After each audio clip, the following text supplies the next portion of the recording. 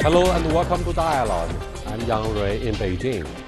China's top legislature on Monday adopted an interpretation to Article 104 of the Basic Law of the Hong Kong Special Administrative Region.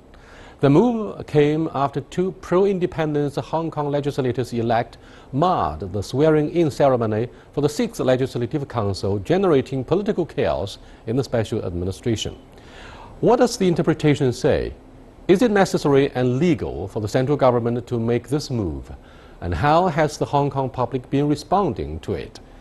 To answer these questions and more, we are joined in the studio by Anna Tangen, author and columnist, and Victor Gao-Jikai, director with the China National Association of International Studies. We shall also speak to Annie Wu Su-Ching, CPPCC Standing Committee member from Hong Kong via telephone. Before we get started, let's take a look at this.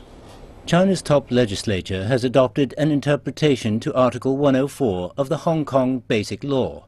The interpretation was passed unanimously at the meeting of the National People's Congress Standing Committee on Monday morning. The decision comes after two local lawmakers-elect used derogatory language and displayed anti-China messages at a swearing-in ceremony for the region's Legislative Council in October. The NPC Standing Committee's interpretation to Article 104 asserts that lawmakers-elect in Hong Kong should swear to uphold the SAR Basic Law and swear allegiance to Hong Kong SAR as part of China during the oath-taking ceremony. Many in Hong Kong have agreed that it's necessary for the NPC Standing Committee to interpret the region's basic law. It's not allowed to separate Hong Kong from the country according to law.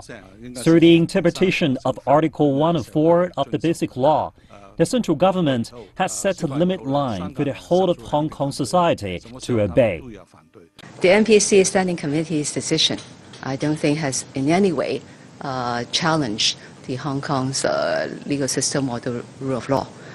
To the contrary, I think it's totally outrage because as you know, under the Basic Law, the Standing Committee has the right and the constitutional power to make such interpretations. And in this case, as the matter is not really a Hong Kong matter as such, and it's not a matter which the Hong Kong courts alone could decide.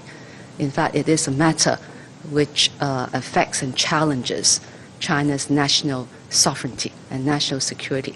So it is totally important and appropriate at this stage for the Standing Committee to make the interpretations. Article 104 of the Basic Law of the Hong Kong Special Administrative Region stipulates, when assuming office, the Chief Executive, principal officials, members of the Executive Council and of the Legislative Council, judges of the courts at all levels and other members of the judiciary in the Hong Kong Special Administrative Region must, in accordance with law, swear to uphold the Basic Law of the Hong Kong Special Administrative Region of the People's Republic of China and swear allegiance to the Hong Kong Special Administrative Region of the People's Republic of China.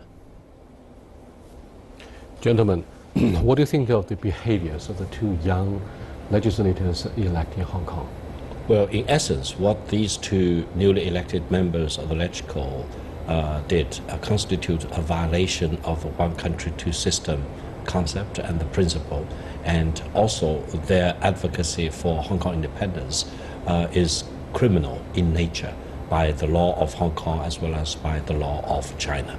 And it's a basic violation of the basic law. And if you tolerate such behavior, acts, for example, then the one country, two system architecture will break up, and people in Hong Kong actually will lose their freedom and lose the system for Hong Kong people to govern Hong Kong itself. I don't necessarily see it that way. I think these are just juvenile acts of very immature people who, unfortunately, are trying to get people to take their views seriously. It was calculated to inflame the opinions of mainlanders who would be watching this, who they knew would be watching this. This was, like I say, a sensational moment that they're doing. It's childish. They were carrying umbrellas, little signs. They were saying extremely nasty things in China, about China. So it was a calculated moment. I think Beijing is making it very clear that they want to draw the line. Well, Anna mentioned the juvenile. These are not minors. And I would say that for anyone who are no longer a minor, the law is equal. And any violation by people who are no longer minors should be treated equally by the law.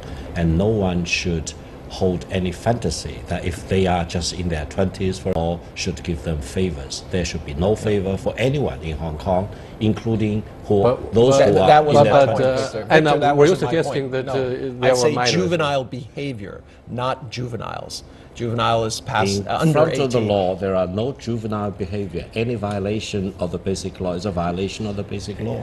I understand that. We're both lawyers. We understand the violation of this law. I'm just pointing out that their behavior was extremely unacceptable and was deliberately aimed at insulting 1.4 billion Chinese within China and those abroad who would take this differently. In any system, you are required, if you're going to be part of it, to say that I will uphold the system. This is the rule, the basic tenet of the rule of law.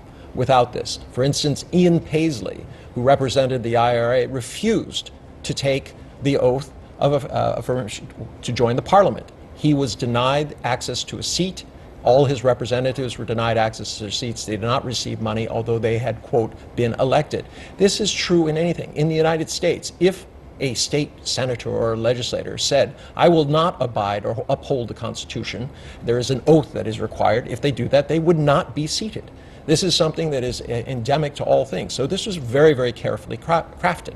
Let's switch to Annie Wu Su King, a CPPCC Standing Committee member. By the way, CPPCC stands for China People's Political Consultative Conference, which is a top advisory body, and she is a member of the Standing Committee for years. She's based in Hong Kong. Let's invite her to make comments on the phone. Hello, Annie. Hello, yes. It's a great pleasure to have you on the dialogue. Now, many of the media reports in Hong Kong, particularly overseas observers who follow the process in Hong Kong, pointed out that these two young legislators elected were democratically elected, and therefore they should be given the right to voice their dissent. What do you make of the different voice that we had from the international society and from some of the local media players in Hong Kong?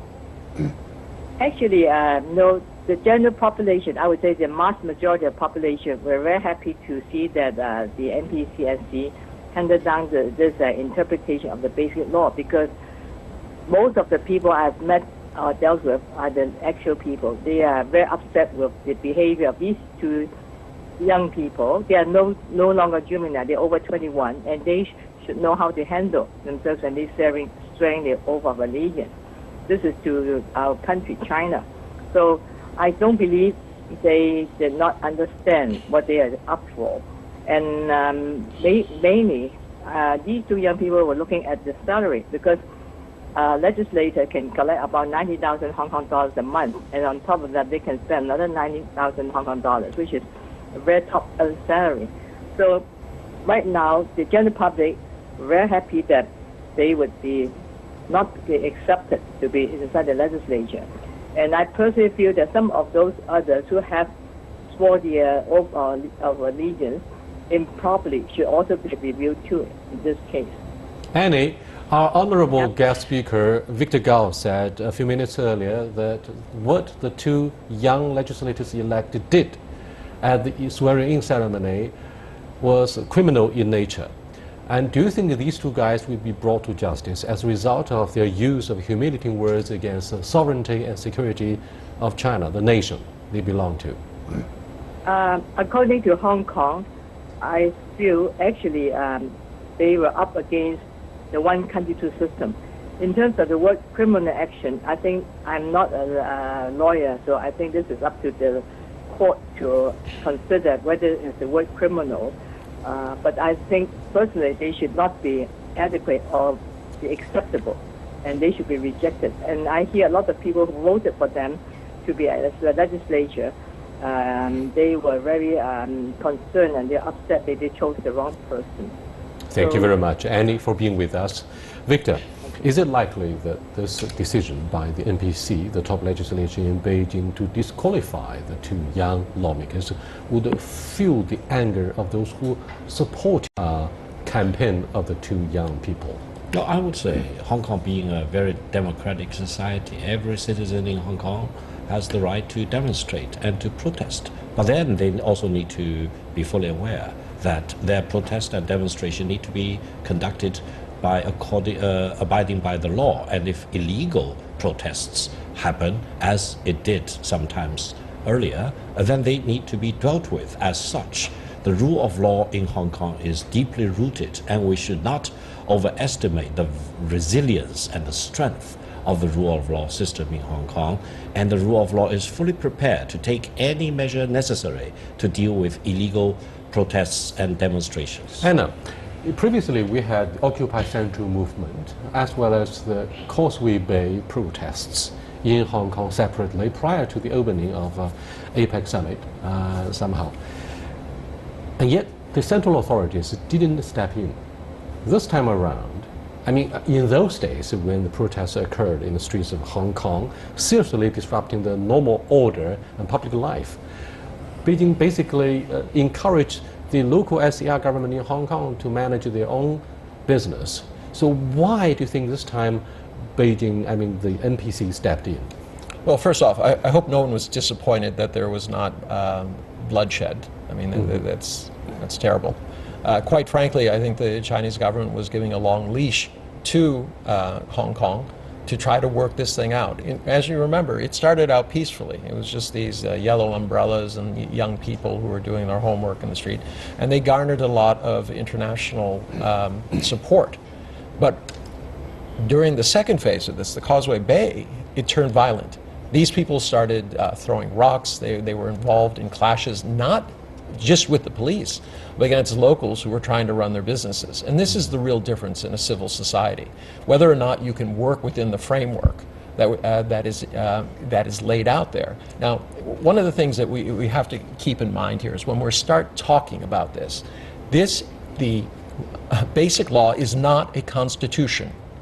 It is simply a document that was there to guide the transition of Hong Kong from its handover by Britain until 50 years hence, when it becomes just another governed entity, just like Beijing, just like provinces. So it's really very confusing when the international press starts talking about this as if this is a rule that's written in stone, or that somehow these matters cannot be changed. The fact is that the NPC is the central body, the governing body of China, and they are under it. So yes, they do have the prerogative to come in and make clarifications, especially in instances like this. No, I would say the difference between the Occupy Central movement, including all the chaos that it brought about, as well as and the interpretation by the Standing Committee of the National People's Congress today about Article 104 of the Basic Law, is the fact that the protests which happened several months ago were just protests. It did not rise up to become a constitutional issue. I think Anantanga is right. The Basic Law is not a constitution, basically because Hong Kong is part of China and only the People's Republic of China has a constitution. But in its legal effect, the Basic Law is a quasi-constitutional law, mainly because it governs the most important relation between Hong Kong as a special administrative region and China, which is the central government, and it stipulates very clearly the one country system, including one country and two systems, for example. And therefore, I think how to interpret Article 104 is actually what the NPC Standing Committee is supposed to do. And in terms of the protests, unless, as Deng Xiaoping said in the early 1980s, unless the protests completely got out of control and the local government in Hong Kong special administrative region would no longer have the ability to deal with the protests or the rioting, etc., then the central government need to step in. But unless you reach that threshold, the central government does not need to step in. The interpretation of Article 104 is very, very different. The Standing Committee has to take action now. Yeah, but, okay, let us talk legalistically. No, rather, in the United States, you have state constitutions, but you also have the federal one. The federal one overrules all. A state constitution cannot go against it. All right, if there is a question about it, it cannot be decided at the state level. It automatically goes to the federal level. I mean, this is true in almost every governing society out there. This is a necessary component of law. So what you have here is just some juvenile kids who are trying to make a point, trying to have themselves taken seriously. Unfortunately, they are doing away with the very things that well, they're gentlemen, trying I'm to afraid achieve. this issue of interpretation by the NPC is perhaps being politicized by some of the skeptical overseas observers. But you're watching Dialogue with Victor Gao and Anna Tangden. We're discussing why there's such an impact coming out of Hong Kong about the latest decision by an NPC, the National People's Congress, the top legislature of the mainland, to have interpretation about Article 104. And we'll come back to examine implications of this interpretation after the short break. Please stay with us.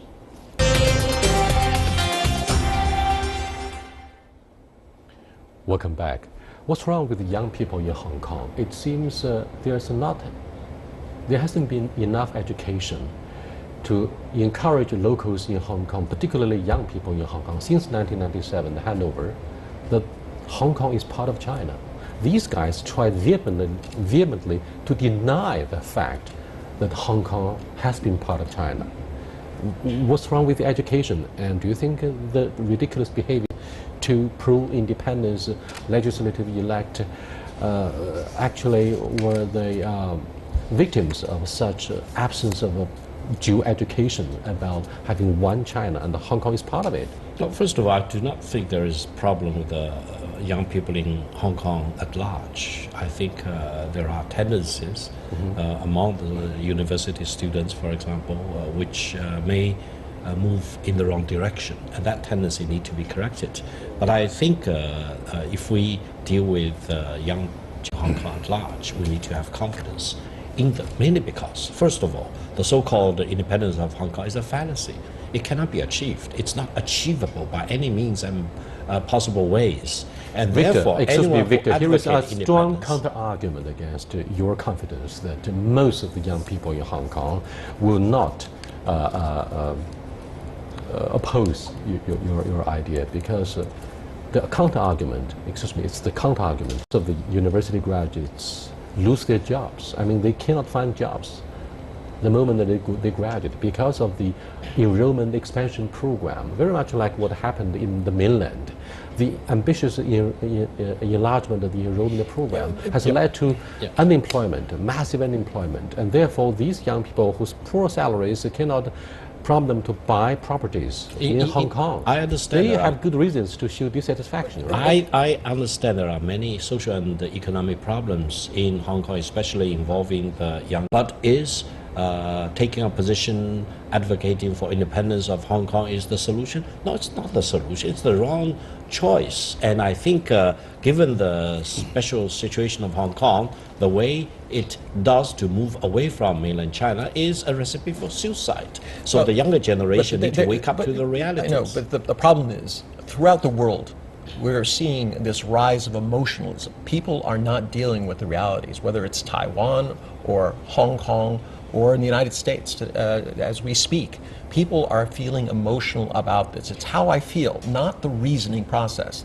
Now, I just want to do one thing before. It was not Ian Paisley that I was talking about. It was Jerry Adams in terms of not being brought in. But overall, there are bright points. I mean, Annie Wu, who's just on here, she's brought tens of thousands of students directly from Hong Kong to Beijing every summer to educate them that they are in fact Chinese. Part of the problems and part of the pressures is which you said, this lack of economic hope. But there's also been others. The floods of Chinese tourists and people going into shops in Hong Kong created a negative cultural impression, because the people came, they had very, very different outlooks, different behavioral mannerisms, they did not queue up. This caused a lot of tension. And within Hong Kong, there had been, even prior to the reunion, this feeling that, oh, well, we're different. This is something that has to disappear at some point. And education, I agree, is probably the best way of doing that. But programs, and recognize that people are trying to do something about that, but it's this economic issue that they feel there's no hope. You know, almost 20 years ago, I was in Hong Kong to witness and cover the handover ceremony. And despite the tearful farewell, some of the elites in Hong Kong who were beneficiaries of the colonial education, saying goodbye to Governor Chris Patton, at night. Yeah, but I mean, most of the Hong Kong people did have great expectations for the future. And we never expected locals in Hong Kong to cultivate this tendency of achieving independence. I mean, this really caught many in the mainland unprepared. No, I think what went wrong? I think if we look at the reality on the ground, for example, you talked about tendency of independence in Taiwan. Definitely, there is a U.S. factor. If you take away the U.S. factor, the so-called independence movement of Taiwan will collapse momentarily. It's the same case for Hong Kong. If you take away outside overseas influences in Hong Kong, then the movement for Hong Kong independence will disappear in a moment. Is that there the is no doubt conspiracy about theory? it. Is that the conspiracy theory? The people in Hong Kong, especially some people in the younger generation, are being manipulated by forces outside of Hong Kong. And talking about the so-called movements towards independence, in the United States, no politician will dare to rise up to the podium and say, I want to declare the breakup of the Union, and I want to declare the independence of Maine or Delaware or Ohio. No. People will rise up against that because ever since the Civil War, it's a rigged system. It's one nation, one God, indivisible. That's the moral for the United States. Why should the Americans preach the other version, the opposite version, in countries like us, like China? They are moving people towards independence. So he's in Hong absolutely Kong and in Taiwan. a fan of the belief that it's overseas intervention. Look, let's Some of be the overseas intellectually honest groups here. are behind the curtain. The fact is that within America and many places in the developed world, there was this belief that once China took in capitalism, that democracy would follow. That this kind of end of history preached by the earlier Francis Fukuyama, he's since backed off a little bit from that, was that we've reached the end of history, that these liberal democracy and capitalism are the only road, the manifest road for all people. China has disproved that over the last 30 years. It is a different kind of system. It works. Does it have problems? Absolutely. Does democracy have problems? Absolutely. The issue is that things are dynamic and they tend to evolve. So I don't necessarily say that there's some deliberate parts. Yes, there are some groups who are trying to instigate democracy, that they think that they're doing something well. But I don't think you can necessarily trace that to the U.S. government as the things. They're doing other things, a pivot to Asia, other trade wars, these things. But I would not say that there's a fifth column. But I'm afraid this issue of Hong Kong's independence, quote unquote, is not isolated. It's not an isolated case. Look, the Mayflower movement that took place in Taiwan last year, despite the huge benefits that the former leader of Taiwan got from ECFA, which is a legal document that brought the two sides of the Taiwan Strait closer, and we give them a lot of economic benefits. But today, the DPP leader, Tsai Ing-wen, refused to accept the 1992 consensus about one China, and they would always use Hong Kong as a case to highlight the possible dilemma that Taiwan may face if they were to adopt the one country, two systems. Now, for example, they use the case of universal suffrage as a live ammunition against the mainland. What do you think of such a deep and profound background against which this movement of independence took place in Hong Kong? Yeah, I think it's very important to know that President Xi Jinping, in his most recent meeting with Chairman Hung Xiu-ju of the KMT from Taiwan, said very clearly that any movement toward Taiwan independence will be stopped momentarily, even at the cost of, non-civilian ways. And I think that's a very important red line drawn in front of Tsai Ing-wen for her to wake up to the realities. And I think for the people in Hong Kong, it's the same thing, because the so-called independence of Hong Kong, in my term, is a fallacy. People need to wake up. They need to be sensible and wise and reasonable to fully accept the fact that Hong Kong is part of China. No one will be able to achieve independence of Hong Kong. That's the bottom line. And people need to promote democracy and further reinforce the rule of law within that concept. You cannot just dream about greater democracy. Very quickly, here is the question, gentlemen. Very quickly, here here is the final question before we wrap up this very interesting and enlightening discussion about the future of Hong Kong. Do you think Gang is a normal, quiet life in Hong Kong with the current noise and fanfare about independence and the society which is so divided over the future of Hong Kong? No, very quickly. This is going to continue on. There's going to be more protests. Remember, even if these guys are removed, there has to be an election to put in place their replacements, and this is going to be very contentious. You've, in essence, made them martyrs to a certain extent, but the kind of behavior they exhibited is unacceptable. No, I think even though we see the intensity of these political activities in Hong Kong, in the larger picture, it's basically a big storm in the teacup. There are altogether about 1.4 billion people in mainland and in Hong Kong, Macau, and in Taiwan.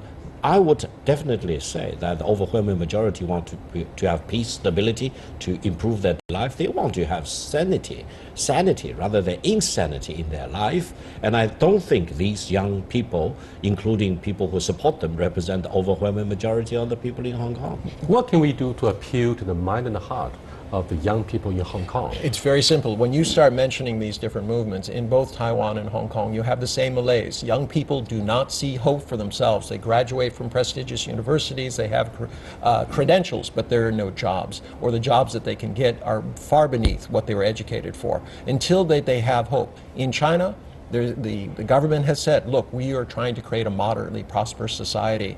For these people, they feel that is slipping away. But I wonder them. if the young people today in Hong Kong are able to speak Mandarin or Putonghua so that they would have the job opportunities in mainland. I think the greater hope for the younger generation in Hong Kong as well as in Taiwan is to embrace mainland, embrace all the dynamic opportunities here on the mainland, and to achieve great prosperity and co-development together with the people here on mainland. Other than that, there is no hope economically and financially, for example, for the younger generation in Hong Kong. They need to learn Chinese. Exactly. Next time when we come back to examine the scenario in Hong Kong, perhaps we have to look at the issue.